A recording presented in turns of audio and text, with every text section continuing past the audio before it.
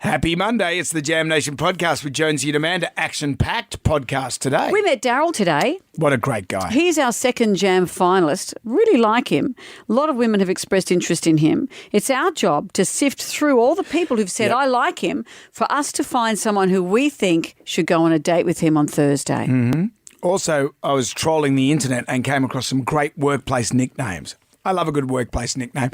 Remember a radio station many years ago, we worked with a young sales lady and she was called City. It's probably a little bit inappropriate these days. Here we go. When you say it might be inappropriate, I know it's going to be. She was called City Ford. Why is that? Because she said yes more often. Well, weren't you the lucky one? Rob Sitch is going to join. No, I wasn't. She remembered how to say no around you. Rob Sitch is joining us because Utopia's back on this week. Yep.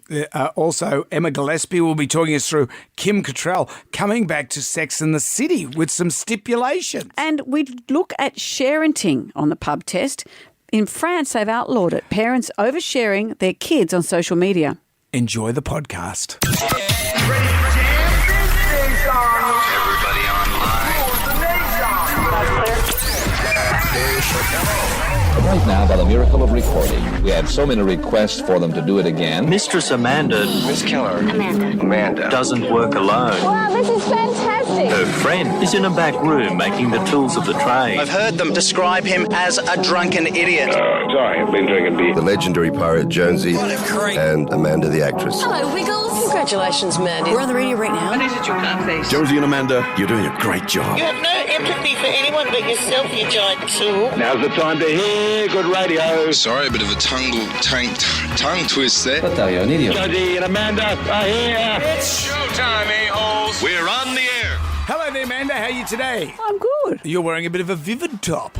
It's got little sparkles on it. Little sparkles. Look, if Vivid can't come to you, bring Vivid to yourself, I say. We No, went that to makes no Vivid. sense. We're all Vivid. We went to Vivid on Friday. It was great. We went through the Botanic Gardens. It was lovely. Yeah. I mean, it's just spectacular. Amazing. It was amazing. And then to see the bridge, just the pylons of the bridge, so not just the bridge itself, but the projections against it, it's just world class. I like hanging out with you because in this city you get stuff. So you got us a good table at that Chinese restaurant. Well, we'd walked through. Below Alan Jones's house. Yeah, we walked through. And it was about 9:30 and we thought starving because we'd only eaten chips and stuff all day and I'd been out to lunch. So starving. And we thought, well, let's go to, I think it's just called the East Chinese restaurant down there on the foreshore. You were on the phone? I phoned up and they said, well, as if, because I thought we've got 6 people, as if we're going to get a table. And they said, we'll just come down and we'll see. And we walked up there and we've got one right on the corner. Unfortunately, even though I did the work of getting the table, one person, and it happened to be me, had to sit with my back to the bridge. So everyone said, wow, look at that. Wow, look at the lights. Wow. And I said, describe it to me. I cannot see, for my eyes forsooth have gone. But apparently it was incredible. Is that how you remember it too? All I know, it just the whinging. That's not true. You wouldn't believe I mentioned the it whinging. once. You I said, I'll sit here. I said, it's all right, I'll sit here. And then I didn't mention it again until this very I second. said, do you want to swap seats? You go, no, please. No, I'll just crane my neck. What did hurt my neck to when you'd go, people go, oh, and I go, hang on a sec. Oh, I missed it. I'll just crane. Oh, never mind. Turning around like Ironside in his wheelchair. I have a bad neck and you know it. Yeah, well, I said to you, do you want to swap seats? Let's just swap. No. Sometimes my high dudgeon is all I have to get me through, Brendan. Don't take it away from me. Forsooth. Well, it was... A friend of mine went to the Vivid display apparently at Wynyard Station, inside the station. Apparently the old that's tunnel. Incredible. That's the no, old... her name's Kate. Apparently it's incredible. Is it? Yes, because that's the old tram station. So when the trams used to run into Wynyard, because they don't do that anymore, they blocked it off. So Wynyard doesn't have a 1 and 2 platform. Did you know that? So is that what's been renovated? That's the 1 and 2 platform. No, that's where they've got all the lights in the tunnel. But when there's not Vivid, what's there? Nothing. It's storage space. Yeah. Well, apparently that's amazing. Yeah, well, you should go and check it out. All right, go and check out everything. Can't go to Vivid twice, though. Yeah, of course you can. You can go 18 times if you like. Yeah. I enjoyed Mum it. said. And it was good hanging out with you. Yeah, and Despite the I'll whinge. take this neck brace off eventually No, when okay, when it for God's heals. sake. Forsooth. As I was sitting there, as I was eating my dim sim, I went, how long is this whinging going to go Oh, that's for? not fair and it's not true. I mentioned it once. I'm glad you enjoyed it, It Brendan. was very nice. I could see the light shining off your eyes and I could see the reflection in your eyes. I thought, that's enough for me. In the gleam of my Jingtao beer. Action-packed show today. We've got Rob Sitch joining us on the show. Utopia is back. Utopia has gone from comedy to actual Documentary? fact doc now. Oh, language. And also, we are going to see if we can find love for Daryl. Yeah, we struck out with the Laura, didn't we? Look, you know what? On paper, we did a really good job. They were perfectly matched, but there just wasn't that zing, and you need the zing, Tao. Yeah, it's harder than it looks, the whole matchmaking but game. we do our bit. Let's see if we can get Daryl across the line. Instagram makes its return, and we can't do anything until we do the Magnificent Seven. Birdie, bogey, and eagle are terms from which sport? Jam Nation. Podcast. I just saw that picture of you at Vivid, and it looks great. picture? The picture I took of you when you were with your back to the Harbour Bridge. Oh, not by choice, to remind people that I wasn't just deliberately not looking, but at a table situation, someone has to sit with their back to the incredible view. And that you was got you. me and the view. Yeah. Win-win. Two icons. Two icons. I've given it to Digital Lady Jenna, DLD, and she's going to DLD? Yeah. she's going to put it up. But it's a great picture. It's you, the Harbour Bridge. And it's great because I can see where I was because on the night I couldn't see. Okay. What's this going to cost me? I've forgotten until now. Let's get into the Magnificent Seven. 7 questions. Can you go all the way and answer all 7 questions correctly? If you do that, Amanda will say. I'll barely mention it again. Let's back getting question 7 right. Julianne is in Parramatta. Hello, Julianne. Julianne. Hi, Julianne. Hi, can you hear me? Yes, Yes. we can. Hello. Question 1. Birdie, bogey, eagle are terms from which sport? Golf. Golf. What is the massive explosion at the end of a star's life called, Julianne? Sorry, what was that? What is the massive explosion at the end of a star's life called? Not a star as in Yeah. Carrie Ann or anyone. No. We're talking about the big, Well, that would be a massive explosion. sure, in the sky. A star goes bang, a massive explosion. There's a name for it.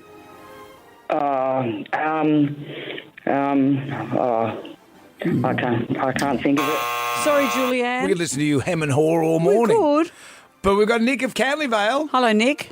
Yep. Hi, Jonesy and Amanda. How Hi. you been, Nick? I'm good. Good, you sound well.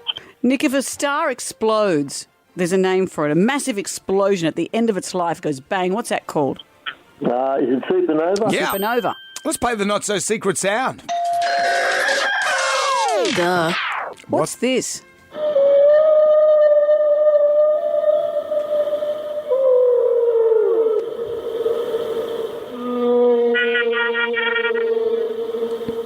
Any idea there, Nick? It's a horror movie. No, it's not a horror movie, Nick. Thanks, Nick. It's not a horror movie. Come Let's back hear it one anytime. more time.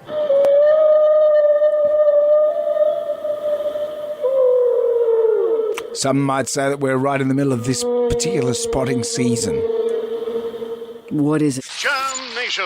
Jenna has put that picture of you sitting in front of Has me. she? Let me have a look because I haven't Harbour seen any Bridge. of Vivid with my own eyes. So, It's not true. but for the gram, it looks good. For the gram, you look good. Do I? That's the main If you could thing. have got your bum out, that would have been great. Well, Then we could get you. more I left followers. that to you. Look at Oh, that. you can watch There it I back am. through your phone all day. Oh, not that one. Not that one. really? I've got to buy that top. What's that one? Okay. Anyway, oh, look at what that else little there? dog. It's so cute. We- Oh, okay. Really should have a phone ban in the studio, don't you? Should we, I think Brendan? no devices in the studio. I think, that's a good thing for Jem Y. Rye at the very least, because he looks up to you. I'm still scrolling. Sorry. We're into the Magnificent Seven. We find ourselves at question number 3. It's the not-so-secret sound. Duh. Simon's in Blackheath. Hello, Simon. Hello, Jonesy and Amanda. How are you? Very well. Great. Listen to this, Simon.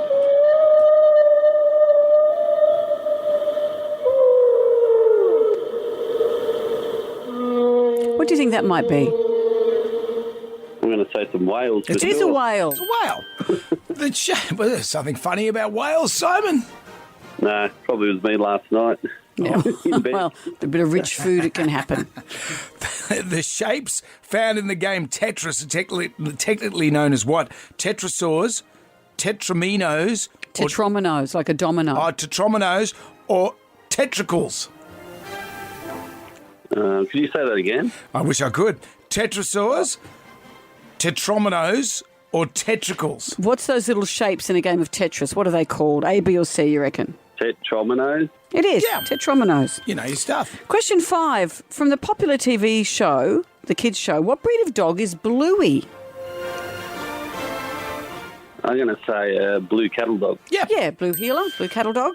Matt Healy is the rumoured boyfriend of which pop star? He's a musician in the band 1975. Her fans aren't happy because he's not apparently the nicest man in the world. Oh,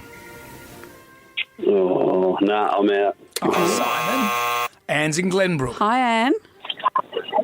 Good morning. How are you? Very well. Right. So Matt Healy's the rumoured boyfriend of a pop star who every female fan of this pop star wants the best for her. Not always lucky in love. Who do you think it is? It's Tay-Tay. I think it's Tay-Tay Taylor Swift. Yes, It it is. is. You know. Who lost to the Cowboys in rugby league last night? Oh. I'm going to say...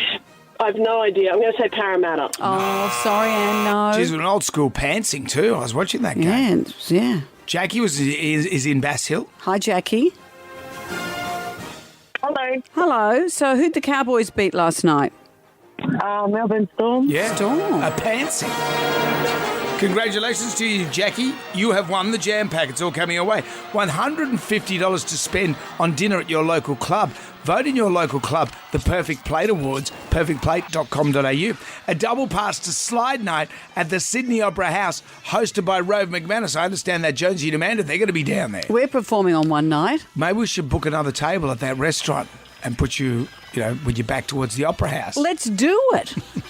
And Jonesy, Let's amuse ourselves with it again, Jonesy and Amanda, Brendan. Garage is yours. For you to colour in some Staedtler pencils. Jackie, anything you'd like to add? I'd just like to say thank you, and we listen to you every morning. Oh, Thank you, Jackie. That's great. You know, maybe we should just... you and your family or you and your personalities?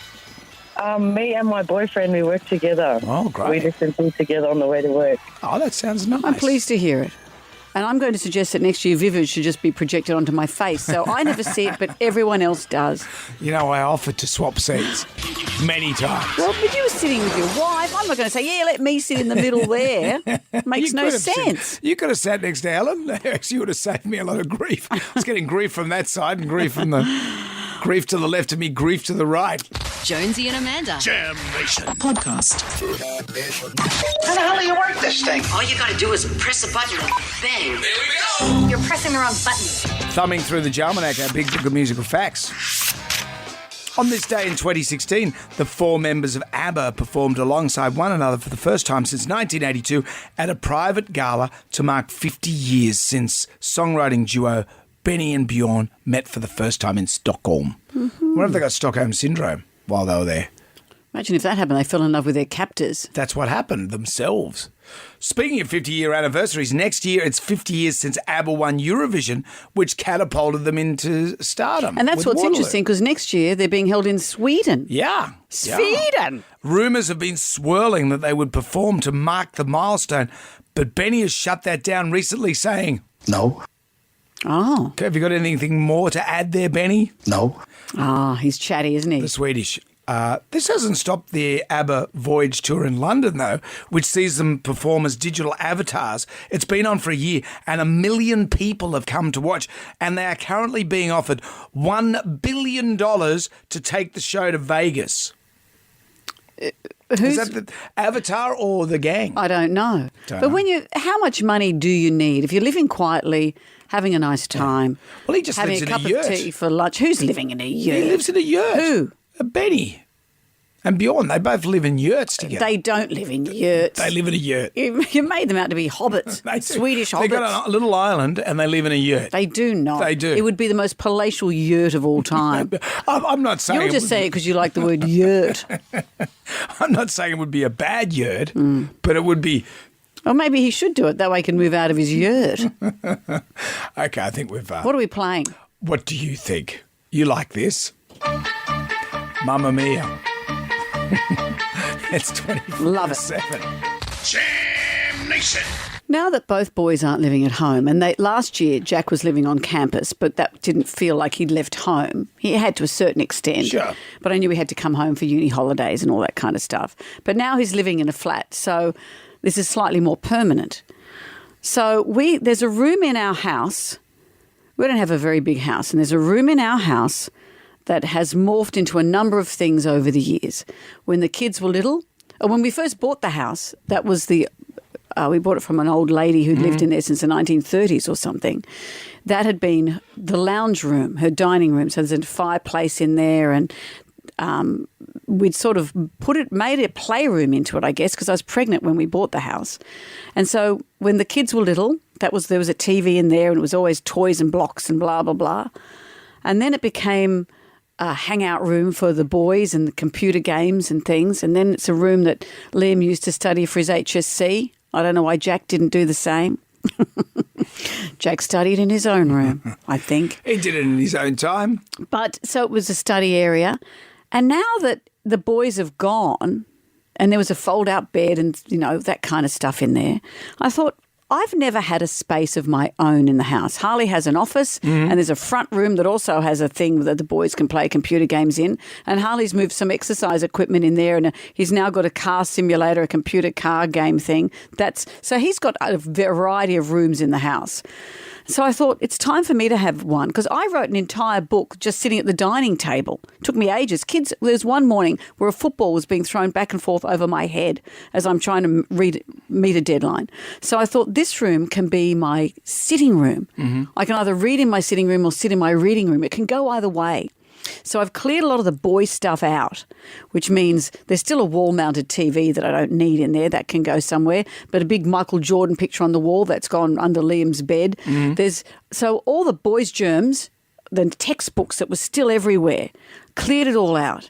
And I've put a table in the middle with a vase of flowers on it and a comfy chair in the corner and a lava lamp from talking about your generation, this fantastic lava lamp I've got, and a nice light. And I like the idea of sitting in there to read. So last night... So you've got like a sitting room? Yeah. Like a Mike Brady den? Yeah. Well, everyone else seems to have one in the house except for me, and it's only Harley and me now. And so last night I felt a bit bad because Harley's out watching TV, and I said, do you mind if I sit in the sitting room? And I said, I feel a bit bad because whenever I'm out there in the kitchen doing things and he's in his office, I say, well, why don't you come and sit out here with me? So I drag him out. And then last night when I said, do you mind if I sit in there? He said, no, I understand entirely, meaning I don't want to be out here either when you're out here. He doesn't mean that. But we all like to have our own time and space, don't we? So I felt selfish sitting in my own little room after dinner reading my book. So you just sat there in the room? Reading. Didn't watch TV or anything? No, I read a book. I read a magazine. I read a book. I blah, blah, blah. So you do any work at all? No, what work is there to do? Well, there's work. What work is there to do on a Sunday night? Well, it's an office. You're in this business. No, it's my sitting room. Yeah. Oh, now you're putting pressure on me. If I go in there, I have to work. You've got to do work. That's what the room's for. No, it's a my space. If I want to sit in there and do decoupage, if I want to sit in there and skin animals alive, I can because it's my space and I'll do what I like. It's not a. Now you've jinxed it. Oh, now you've wrecked it. It's not a workspace. It's a pleasure space. Oh, okay. Right. Okay. Now you've made it sound weird. Well, you're in the eastern suburbs. I wish I'd plenty never... of people with a room designed for the pleasure There space. is obviously a fireman pole. Yeah, of course there is. A fireman pole. In case there's a fire. Of course, yeah. Of course. You've wrecked everything. I wish I'd never mentioned it. Would it kill you to do some work? Jonesy and Amanda. Jam Nation. Podcast.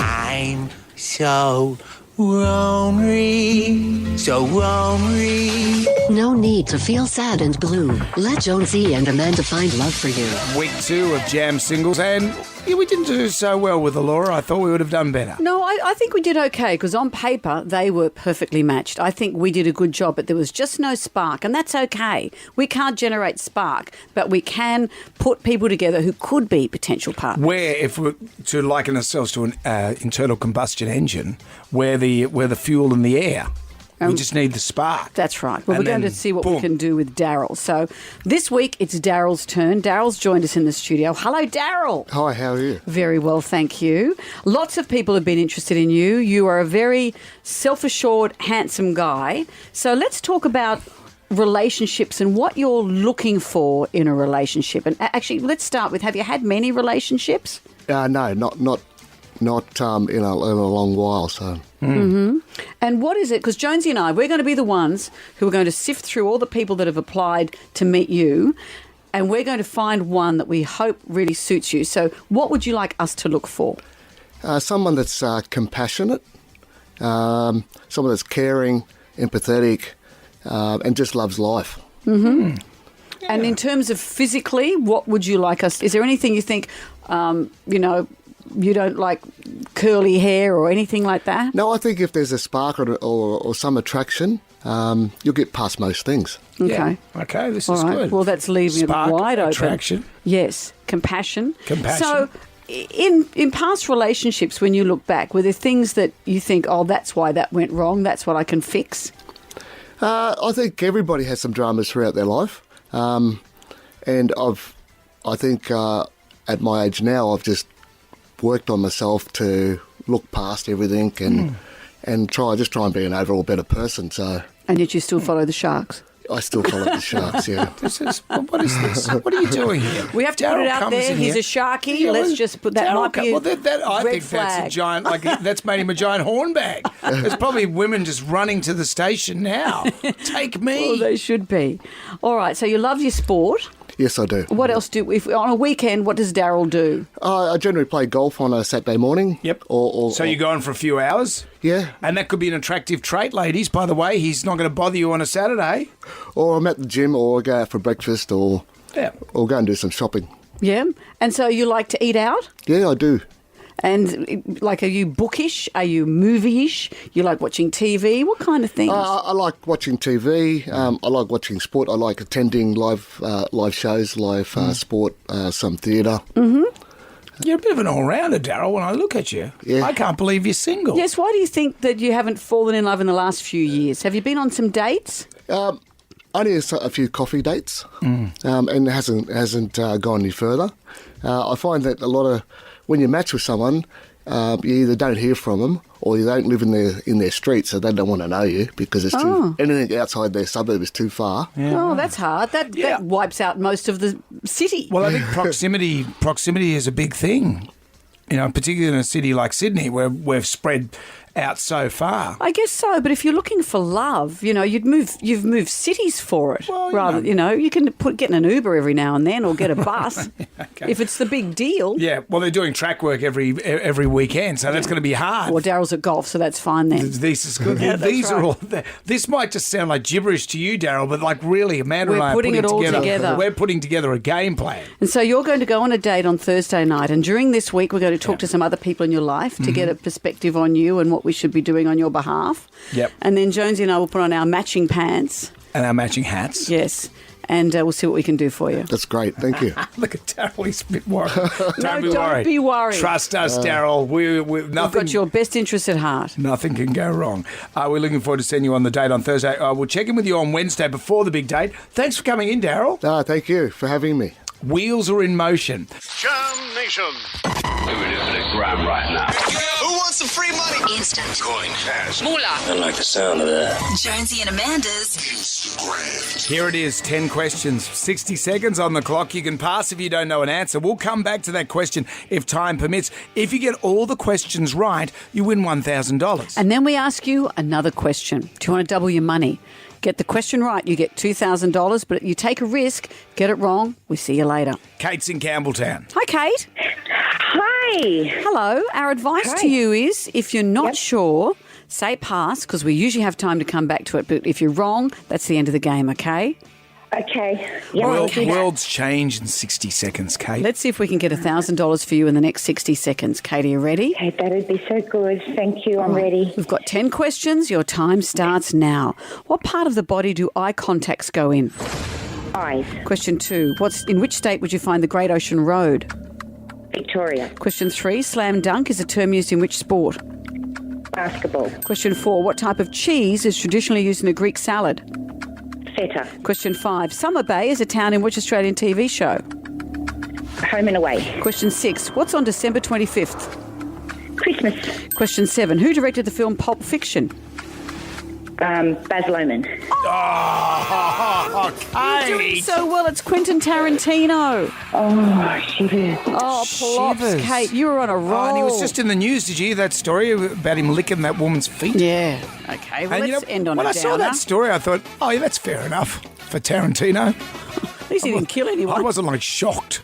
Kate! Oh, Kate, you get $100 for your groceries, and I'm sorry. Oh, man, it was like you were just there. You were there. I thought you were going to do I it. can't believe you got that wrong. Oh, look, don't shame people. for Well, what- I'm not sure. I just can't believe it. I thought Kate was going to do it. Sorry, Kate. We'll play again tomorrow. Jam Nation. I love a good work nickname. In Australia, we're really good at having work nicknames. Radio's full of them. Yeah. Jonesy. No, well, That's not a nickname, it's a that's short more of name. an affectation, I guess, in a way. When I first started in radio, when I first started working for the Oz Stereo Network, they had this meeting and they said, the problem with you is your name. I said, what? And they said, it's too many, it's too much. Brendan Jones is too much, too many syllables. You'd never get a job on SBS. Yeah, exactly. Well, this is back in the days before you had all that But, yeah, I know. Everyone had to pretend they didn't have syllables in their Yeah. names. And then once someone proposed BJ, the DJ, and I just went, oh, Oh, no. wow. And they said, did you ever get anything else? And it was Zoe Sheridan that came up with Jonesy. What about Jonesy? So that was in the 90s. And So you didn't, as a kid, you weren't a Jonesy? yeah, at school, when I was at school, sometimes people would call me Jonesy. I got a few nicknames there, like Jughead Jones, from the Archies. Was that his surname, Jones? Yeah, Jughead Jones. I didn't know that. Yeah, so, But that's not really a nickname. No. What are some of the radio ones you've come across? Well, I like the ones I find is when you're on the work site. Okay. When I used to work for a living, and I remember the first time I heard Arthur. He's a real Arthur, like Arthur Job. When he does Arthur Job. okay. And then you'd hear stuff like Mirror Man. You get that in radio management circles. What's that? Mirror Man. I'll look into it. They don't do anything. Oh, I see. There was one that I really liked was Rusty Rifle. Doesn't work, but can't be fired. Oh, that's good. And then on this What about your Instagram mate? What about your mate Showbags? full of shit. Good old Showbags. Remember, what was his name? Wow Castle. Remember Wow Castle? The guy was called Castle? Oh, he was called Castle. It was called Castle. And he wore it like a badge of honour. And then one day someone put him and said, you know why they call you Castle? And he goes, no. He goes, in a goldfish, when it goes around the goldfish tank, they've got a short memory span. So every 3 seconds it goes, wow, Castle, because it's going around the little castle. He thought people thought he was kingly. He's going, oh, my name is Castle because I'm a big man. I've always liked ones in the sporting world too, and this, I guess that's their workplace. But Mark War was known as Afghanistan, the Forgotten War. The Forgotten War. So good. But the on workplace this list that you've just got here, Well, I was on Instagram. this is great. What about Lantern? Not very bright and has to be carried. Great. So good. Great. My favourite one of this, though, is Motion Light. Only works when someone walks past. So good. Hey, isn't that right, Motion? Go away. Maybe there's something the Tribal Drum will beat do for. it. Workplace nicknames. Yeah. Because I'd say if anything we do well in Australia is that. Jam Nation. Podcast. The Tribal Drummers beating workplace nicknames. We love these. I just thought of another one years ago. It's probably politically incorrect, but there was a Here we go. When you say probably, I think I can assume it is. there was a sales girl and she was called City Ford because she said yes more often. Right. And good morning to her. Brian has joined us. Hello, Brian. Hey, Jonesy. Hey, Amanda. Hello. What was the nickname? We used to call our boss the gangster. Hmm. Because when we were working outside, he'd never stop to talk to us. He'd just do a drive-by. I love it. Thanks, Brian. Marcus has joined Hi, us. Marcus. What's the nickname? Morning, Jonesy and Amanda. I used to work with a guy. He used to always turn up when all the work was done, so we called him Blisters. Because all the blisters show up after the hard work is done. Yeah. That's excellent. I'm loving this. Let's take more calls. Jonesy and Amanda. Jam Nation. Podcast. You ready to rock? We're ready to roll. Piccadilly Customary. We love a good nickname at work. Aussie nicknames. That's what it's all about when you're at work. And we've got some good ones on Instagram. And the Tribal Drummer's beating for this workplace nicknames. What about E.T.? Always wants to go home. That's right. James has joined us. Hello, James. What's the nickname? Hey, man. Hey, Jamesy. We've got a guy at work we call the wicketkeeper. Yeah.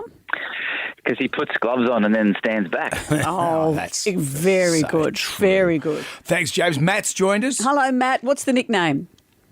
Yeah, hey, I've got a couple for you, Jonesy and Amanda. Yep.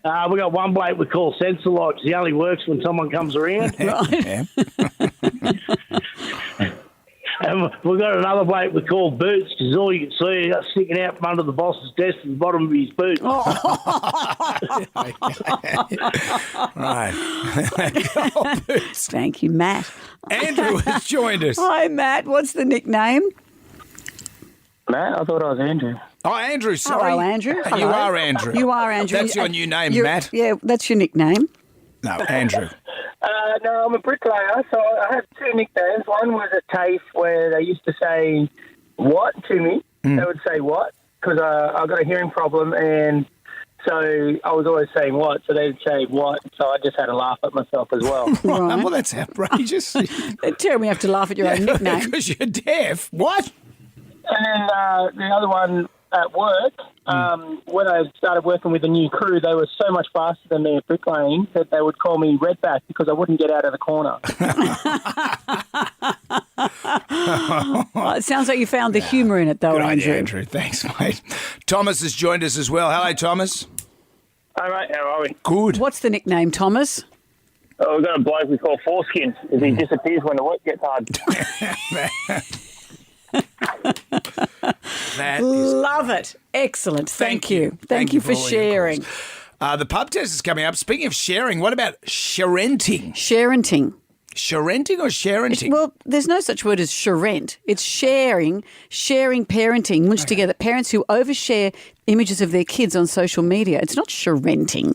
Sharenting. Sharenting. Thank you, Miss Lecture Pants. Well, it's Miss Correct Pants, if you don't mind. Correct Miss Snugly Fitting Pants. Jam Nation. Let's get on down to the Jonesy and Amanda answer the pub test. Today, sharenting, does it pass the pub test? Sharenting. It's a play on the word parenting. I know, it's just said, it just looks like sharenting. Well, this is an interesting new law in France saying mum and dads are guilty of oversharing. It's become a crime. The French government has introduced laws banning parents from oversharing their children online. Both parents would be jointly responsible for their offspring's image rights and should involve the child according to its age and level of maturity. So a judge will step in if both parents can't come to an agreement about how much should be shared. This is the reason for the ban. On average, there are 1,300 photos of a child before the age of 13 on social media. And the average child has their picture taken and shared online 1,300 times before the age of 13. I think I just said that, didn't I? So this is a problem because they're saying that half of the pictures shared by child sex abusers have come from images online. Psychologists say that before the rise of social media, it was great to encourage family photos in the home to enhance a child's sense of belonging, confidence and well-being. But this has far outstripped all of that. Lots of parents like to share this stuff because if you have family, like you have family that don't live near you with babies my and niece, stuff. and with her 3 little kids, I get to see what's going on in their life. And I really like that, but there's not a moment where those kids aren't featured. And then I feel bad when I don't actually like the picture, or read the comment or look at the context. So I'll sit there and say, lol, and then it'll be the kids at the hospital because they've split their head open and I didn't read the full post, So there comes that as well. Yeah, but there is an issue, isn't it? A child gets to an age, we all know that, we want to take photos of our kids, that they go, don't put this on your social media and don't take my photo. And we have to listen to that. But before then, the government in France has stepped in because until the kids have rights, the government's done it for them. Yeah, and when governments step in, that's when it's like, okay, you guys, enough. Interesting. Sharenting. Sharing all your kids' images on social media. Does this pass the pub test? Jonesy and Amanda. Jam Nation. Podcast. I demand entertainment. Are you not entertained? Put on your dance pants and shoes. Now give me your best shot. From mamamia.com.au, Emma Gillespie is here. The top question. Kim Cattrall, Sex and the City. How much poo pie did she have to eat? I know you've been losing sleep over this one. But I don't think it's a matter of her having to eat poo pie, was it? Because no, I think she's getting paid quite nicely. But this is Kim Cattrall, the queen of boundaries, I think. So she doesn't do anything she doesn't want to do. So I don't think necessarily this is on anyone else's terms but her own. But you're right, she's back by popular demand for one scene only. Whose demand? The audience's demand? Yeah, I think the audience's demand. So, and Just Like That is the name of the Sex and the City spin-off. We had a season of it just over a year ago. Any good? I didn't see it. I loved it. Okay. But big fans of Kim Cattrall's character, Samantha Jones, didn't love it because she wasn't there. And the dynamic was certainly thrown, and they tried to sort of pad it out with other characters and other interesting people and storylines, but it was a pretty gaping hole. And they left the door open. The character of Samantha Jones was kind of in the show as someone that Carrie Bradshaw, Sarah Jessica Parker's character, was texting throughout the show. So there was a little bit of a glimmer of hope that the door might be open. It's like Iceman in Top Gun Maverick. You know Yes. how Tom Cruise, well, Maverick and Iceman were. I actually get that reference. Sometimes Jonesy makes references and I just don't know what he's talking Hang on, about. is this about my sacrificial anode thing? Yes, I still don't understand Because the that. anode people are loving it. Do we need to go back to where it all began in Yes. the fight? What Yes. happened? So Sarah Jessica Parker and Kim Cattrall have this infamous feud. Like, they just loathe each other, allegedly. And it all happened towards the end of the Sex and the City series on television, the HBO show, which finished in 2004. And then there were 2 movies. But it had sort of been well known that there was a frosty relationship between SJP and Kim Cattrall for some time, as well as Michael Patrick King, who is the showrunner. So Michael Patrick King and Sarah Jessica are on their team, and then Kim Cattrall is like enemy territory. But it played out quite publicly when they were going to make a 3rd Sex and the City movie. And I don't know if you've seen the 2nd Sex and the City movie. Not amazing. Not critically acclaimed. Pretty low rating on Rotten Tomatoes, I believe. Not good. Kim Cattrall was apparently furious with sort of how her character Samantha was beginning to be portrayed. And in the script for the 3rd movie, which was all set to go ahead, she hated what they did to Samantha Jones, her character, and she said, "No, I'm done. I'm out." And she just wanted to do something different. So what did they actually do to her character? Because she seemed to have no scruples or anything. Well, I think Samantha is the character that has the most sex. It's Sex and the City, and Samantha is the serial single, doesn't fall for any of the BS of romance, doesn't need a man, independent icon, and she loves sex. That's her whole brand. And I think maybe because she's a little bit older than the other characters. She's 66 now. I think the other 3 women are in their late 50s. But on the show, Samantha is probably portrayed as at least 10 years older than the other characters. And I'm just not sure if this is actually what happened, but I suspect that it was that she was that older character and they just sort of put her in this box of the only sort of value that you bring to the show is that you have lots of sex. And maybe she just wanted more depth. She wanted to be more than sex. Yeah, exactly. So, I mean, sadly, ironically, she left the franchise altogether to focus on other projects. None of them have really succeeded or taken off. But she is coming back for one scene only, but it's not really as we think. She won't have to see or speak to any of the other characters, which was sort of the rules, the conditions. She is in one scene on a phone call to Carrie. So she's apparently in a car. It was so top secret that the people on set, the crew, everyone, no one knew who they were lighting this scene for, who they were going to be filming. And then in walks Kim Cattrall for this one scene on a phone. It's the last episode of season 2. I think what will happen is she's going to be maybe coming back to New York. So she lives in London at the moment. That's what we've been told, her character. Maybe she's in a car in New York, calls Carrie, and she's like, I'm here.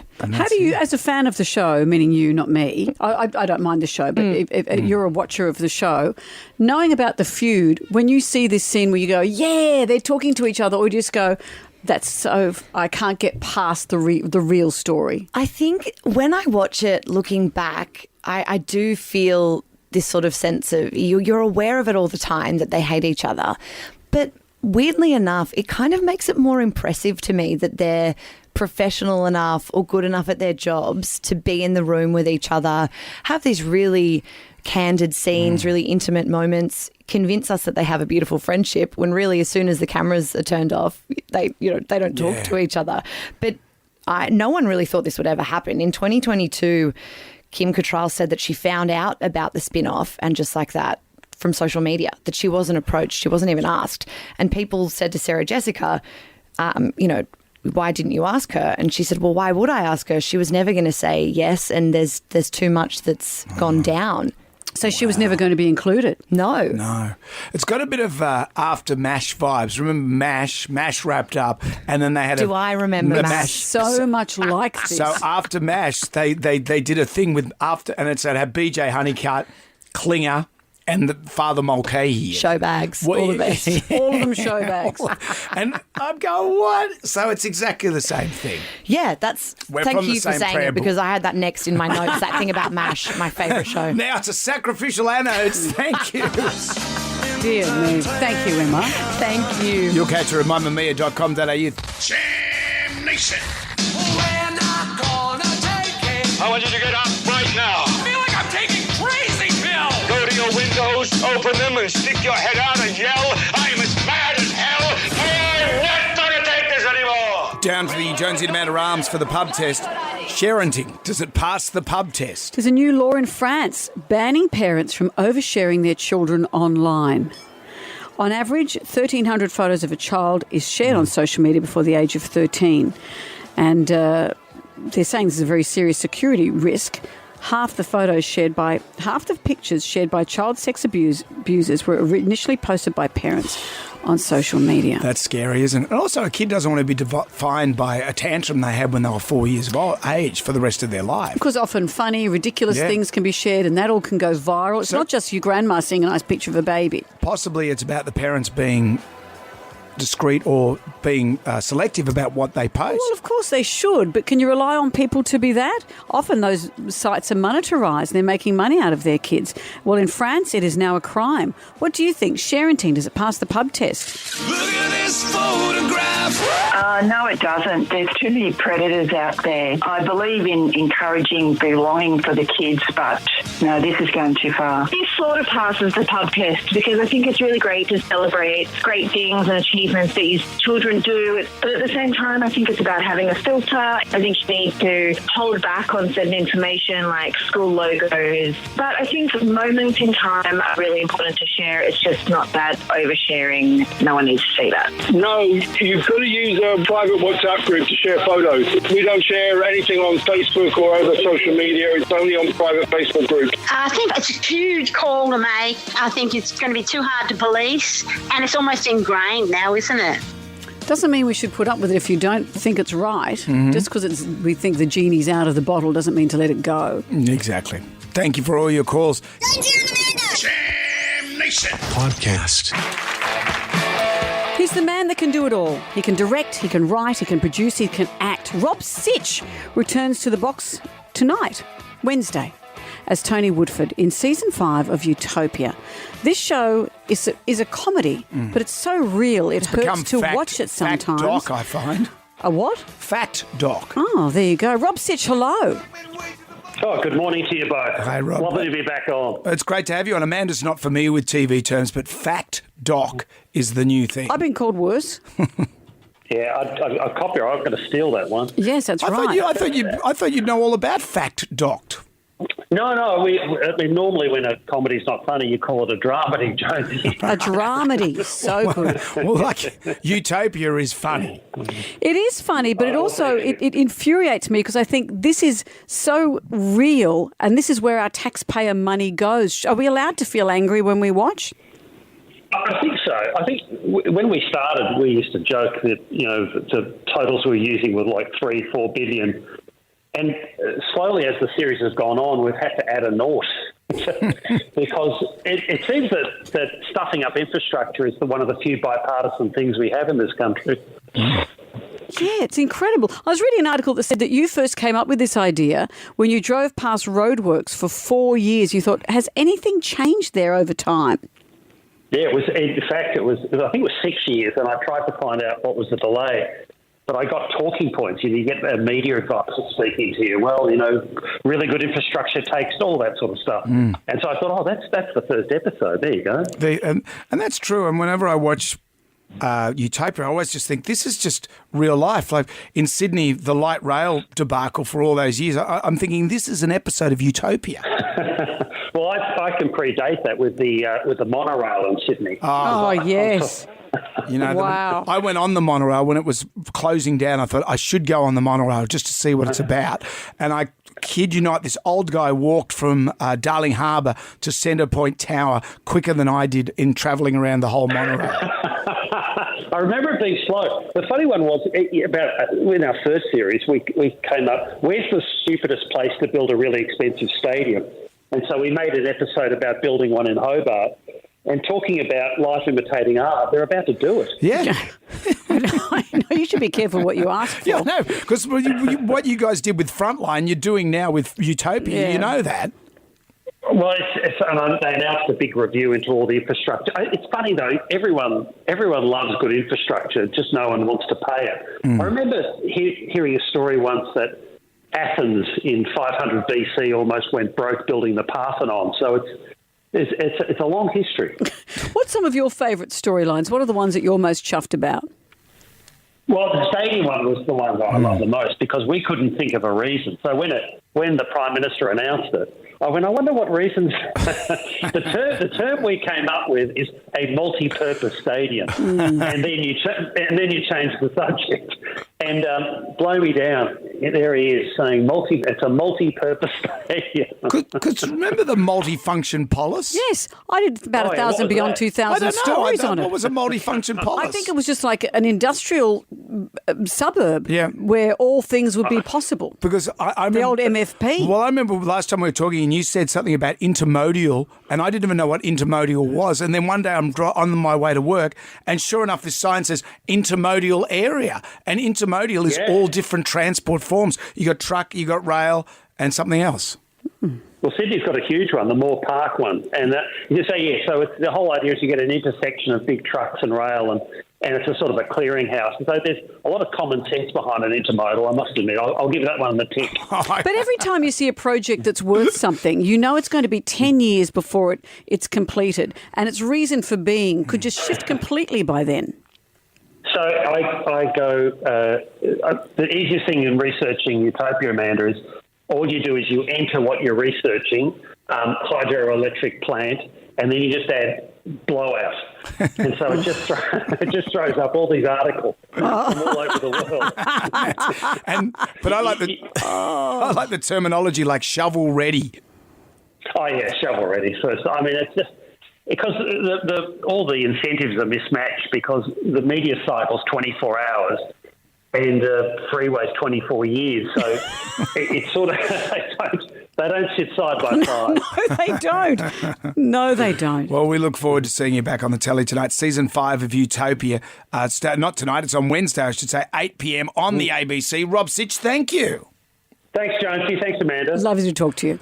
Jonesy and Amanda. Jam Nation Podcast. Are you ready to go? Let's go. Go. Hey. Here, go for landing. Let's go, you dumb idiots. Well, Brendan, some bad news for you. Good news for Australia. Bad news for you. David Koch's replacement has been announced. Mm-hmm. It's Shervo. I knew it was Shervo the whole time. I put the kid there. I spoke to him. You thought it was going to be you. No, I did not. You did. Look at you rubbing your face. You were sure it was going to be you. A lot of people in the business thought that I should. It's a natural progression. You look at this. You look at this. Yeah. You look at this smoke show that's going on here. It makes sense. You're pointing at your own face. So sad. But, I love doing this. Yeah. And I get freedom here that you don't get on TV. I know. And the fact that it wasn't offered to you. But let's just move on from that because it's interesting. Excuse me. And, from the mouth of the Koch dog himself, Oh, come on. You're not going to play that again. No, he suggested. Oh, right. When he phoned in last week, He joined us on the show. We're at the font of information about. And he was the one, I didn't even think about it until he proposed it. Hello, David. Hello, Jonesy. Hello, Amanda. How are you? Emotional scenes. You were crying on the telly. There's many. The Koch dog, he doesn't cry often, but I tell you, there's a big moment. I'm getting a bit emotional now. I think, Jonesy, you're the perfect person to replace the Kosh dog. If anyone can fill the Windsor Smiths, it's you. Well, thank you, David. That's a lovely thing. No worries, mate. I've always rated you, even though other people on TV don't. But I tell you, if you put me on there, you'd... if you put what a giveaway. Hang on a minute. Hang on. If you put him on, that Carl, he'd be in big trouble. Yeah. All right, David, all the best. Bye, see you guys. Take it easy. You heard it. Oh, didn't we? You heard it. Oh, Brendan, I heard it. Us media players, and you'll get there one day, but we're all part. Anyway, I wish Matt Shervington nothing but the best. Absolutely. Hey, look at him. He's 44. The kid's on fire. But he better look over his shoulder because you're there. You're ready to jump. As I said, I've pulled myself out of the running. Have you? I'm not in there. Okay. I'm out. Okay. I'm going to stay here with you. Well, thank you for the consolation prize. Jam Nation. There's a story going on in the British press at the moment, and you may have been following it. Philip Schofield has been hosting Good Morning, is the name of the show. It's a morning TV show in Britain. I've seen a lot of memes of him just laughing inanely. That's right. Well, the reason you've seen all the memes of him laughing inanely with his co-host Holly Willoughby is because they have hosted this show together for 14 years and they are best buddies and they laugh a lot, and it seems like it's a really great way to spend the morning hanging out with these guys. He had been married for a number of years. He's 61 years old, been married for 30 years, something like that. And then a couple of years ago, he came out as gay and he announced it on the show, and Holly hugged him and there were other people on the show who all hugged him and said... And he was married... He'd been married for over 30 years. Man-woman relationship. That's right, with children. What did his wife say when he came out with that? Well, it's interesting. I thought that at the time, that everyone has supported him, saying it's very brave of you and here's to your new life and you're finally being your authentic self. And I thought, how does his wife and his family feel? That's a very hard pill to swallow. If, say, for argument's sake, Harley came out as gay? I'd be surprised, Brendan. Yeah, but how would you feel? Would it be better that he came out as gay or if he ran off with another woman? What's easier? I don't think either of it's easy. And all of this playing out in public and everyone congratulating him on this big move and his family at home. But the story has progressed from there. So he lost no viewers over that. That was great. In this new world we're in, you can say that on television and you're congratulated for being brave and, as I said, being your authentic self. Well, fast forward to just a couple of weeks ago, and it seems that their friendship had cooled enormously, and people weren't sure exactly why. One of the reasons why is that he took some time off because his brother had a court case where he was accused of being a child sexual abuser. Ooh. He's gone to prison, and Philip Schofield had said, I feel like I don't have a brother, I disown him now. But he was there during the court case. There's stories that Holly hadn't been entirely briefed on the nature of all the offences and was horrified by what was going on. But that doesn't mean that Philip Schofield is tarred with the same brush in any way. And then just a couple of weeks ago, the story came out that he'd had a relationship with a young co-worker, a male co-worker. The story was that he met him when the boy was about 15. He got him a job on the show. But he said that they didn't have any sexual contact until he was 20 years old. Nothing illegal has happened. He said, I've done something that maybe was not ethical and I've hurt my family and I've lied to my co-workers and to my producers and to his management. His management has sacked him because he lied to them all, saying, no, I haven't had an affair with this man. This man has never said anything. He's never come forward. And was this his first homosexual relationship with this young fella? I don't know. That hasn't been spoken about publicly. But he said that I've done something stupid, but I have not done anything illegal. The young man is an innocent party. He said, I was older, I should have known better. The affair was consensual, but this was my fault. So he stood down from his position on the show. But when the details of this got murkier and murkier, he was accused of grooming this young man, and he said, I haven't done any of that. He's then been sacked from the entire network. His TV career is over. His management have sacked him to the point where he did a TV interview on the weekend, and this is what he said. Do you want me to die? Because that's where I am. I have lost everything. My girls saved my life. He said his daughters have stood by his side, and if they weren't with him 24 hours, he felt he would have taken his own life. And this is what we do, don't we? We push people from one extreme to the other. We want to see them suffer. And then when we see them suffer, we go, we're gone too far. Because it seemed to me there must be more to the story. Because why has everyone vilified him so much? If the boy wasn't groomed, if it was consensual, if the boy was over the age of 20, as he is here. I saw an interview with the actor Rupert Everett, and he was asked about it. What's he done, this person? He's married and has had an affair with someone that's legal to have an affair with. Unless there's something else that we haven't heard about, they should drop it. It's outrageous, this kind of Puritan fascism that's going on. If it's just about him having an affair and lying to his agency, why can't you lie to your agent? Yeah, why can't you lie to your agents? It's interesting that people are going, oh, Holly must have known, etc., etc. Well, she said she didn't. And even if she did, I saw this in Morning Wars, you know, the Jennifer Aniston TV show, the series where Steve Carell he was like a Matt Lauer character on American morning television, where it came out that he was kind of having affairs with staff. Is it anyone's business? It is if girls are being coerced. It is if girls are being promoted because of it, or being sacked because of it, or having mental health issues because of it. But if you find out one of your co-workers is having an affair, is it your business? Does it matter? Yeah. Interesting how this will play out. But Philip Schofield says he's lost his TV career. He feels like he's at the edge of losing his life. For what we're now hearing, he may not have. He says he hasn't groomed him. Unless we hear otherwise, what do we do? Lying to your agent. What about all those cashy jobs you do? Sure, Brendan. When you hosted Summer Nats, the burnout competition. I got $50 for that and a packet of smokes. I want 10% of that, you know. Jam Nation.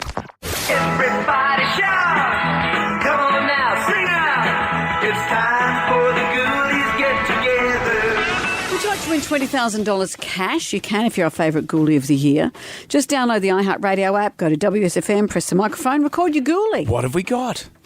My Ghoulie is the effects of ageing. I have noticed that everything is becoming louder and louder. The TV, phone conversations, even all my bodily functions. I burp so loud it's disgusting.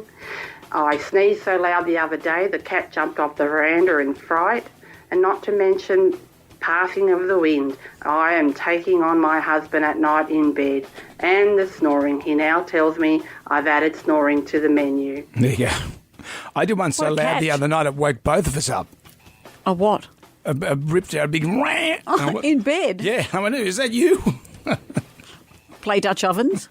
No. Grow up. What else do we have? What gets my ghoulies is the determination of the world to get rid of cash. Do you know how difficult it is to find an ATM, let alone an ATM for your bank or one of its affiliates that will allow you to do a cardless cash withdrawal? Apple Pay Wave isn't an option because the card attached has been cancelled. So what happens when there's no cash? Do you just starve until your card is reissued? When I did get some cash, though, there was only one available teller at the supermarket accepting cash and a great long line of people wanting to use, wait for it, cash. Who uses cash anymore? What are you, caveman using shells? Well, some people still like to use cash. Old people and drug dealers. And watermelon wine. I love that song. Out with the bad, in with the good. If you dipped out, you can always record your Ghoulie at the iHeartRadio app. It is 3 to 9. Our favourite caller, email, or Facebook friend wins... Oh, wow, this is amazing.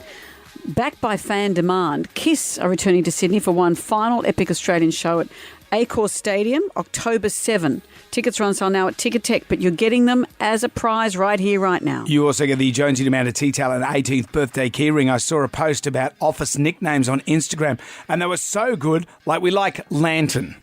Not very bright and has to be carried. Excellent. The Tribal Drum was beating for workplace nicknames. Here's Matt from Albion Park. We got one bloke we call Boots, because all you can see is sticking out from under the boss's desk at the bottom of his boots. Can we explain that? Righto, you two. That's enough. Well, Bill Weaver's up next. We're back tonight for Jam Nation. We'll catch you from 6. See you then. Good day to you. Well, thank God that's over. Goodbye. Goodbye. Wipe the tear, baby dear, from your eye. Catch Jonesy and Amanda's podcast on the iHeartRadio app or wherever you get your podcasts. One swallow, ching, cheerio, ching, ching, goodbye. Jonesy and Amanda. Jam Nation Podcast. Catch up on what you've missed on the free iHeartRadio app.